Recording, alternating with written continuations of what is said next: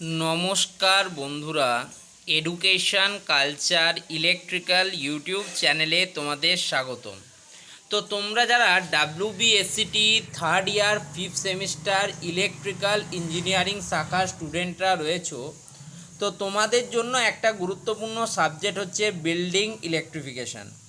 এই সাবজেক্টটার অলরেডি কিন্তু 7টা ক্লাসের মাধ্যমে আমি তোমাদের ইউনিট 1 ইন্ডিয়ান ইলেকট্রিসিটি রুলস 1956 নিয়ে আলোচনা করছি, যার অলরেডি কিন্তু আমরা অনেকগুলো রুলস কিন্তু কমপ্লিট করে ফেলেছি। যেমন আমরা অলরেডি কিন্তু rule number 28 of voltage level definitions complete করেছি, rule 30 of service lines and apparatus on consumers premises complete করেছি, rule 31 of cut out on consumers premises complete করেছি, rule number 46 of periodical inspection and testing on consumers installation complete করেছি, rule number 47 of testing of consumers installation complete করেছি, rule number 54 of declared voltage of supply to consumers complete করেছি, rule number 55 of declare frequency of supply to consumers completed, এবং rule number 77 of clearance above ground of the lowest conductor. এগুলো already কিন্তু আমরা 7টা ক্লাসের মাধ্যমে complete করেছি।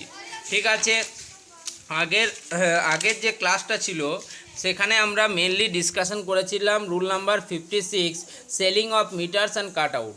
তো যেহেতু অলরেডি আমাদের রুল নাম্বার 77 পড়ানো হয়ে গেছে, তো আমি এখানে লিখে দিয়েছি, দেখো rule number 77 clearance above ground of the lowest conductor already discussed. এটা আমরা প্রথম ক্লাসে কিন্তু আলোচনা করেছিলাম, প্রথম বা দ্বিতীয় ক্লাসে, ফার্স্ট ক্লাসে। ঠিক আছে, আমরা এটা নিয়ে আলোচনা করেছিলাম rule number 77 clearance above ground of the lowest conductor নিয়ে। তো আজকে আমরা আলোচনা করব রুল নাম্বার 79 লেখা আছে, যদিও এটা কিন্তু হবে রুল নাম্বার 78। কাউন্সিল এখানে কিন্তু তাদের সিলেবাসে মিস্টেক করেছে। রুল নাম্বার 78 হচ্ছে clearance between conductor and trolley wires, তাই এখানে এটা কিন্তু অনেক বড় ভুল কিন্তু কাউন্সিল করেছে। তো তোমরা যারা জেনে গেলে তাদের জন্য তো সুবিধা। ঠিক আছে, রুল নাম্বার 78 বলছে clearance between conductor and trolley wires. This rule ensures safe crossing distance between overhead power lines and the contact wires of the tramways or trolley buses to prevent electrical faults, flashovers and accidents. Electric trolley যে বাসগুলো থাকে এবং tramway যেগুলো থাকে তার সাথে overhead কন্ডাক্টরের minimum একটা distance আমাদেরকে রাখতে হয়।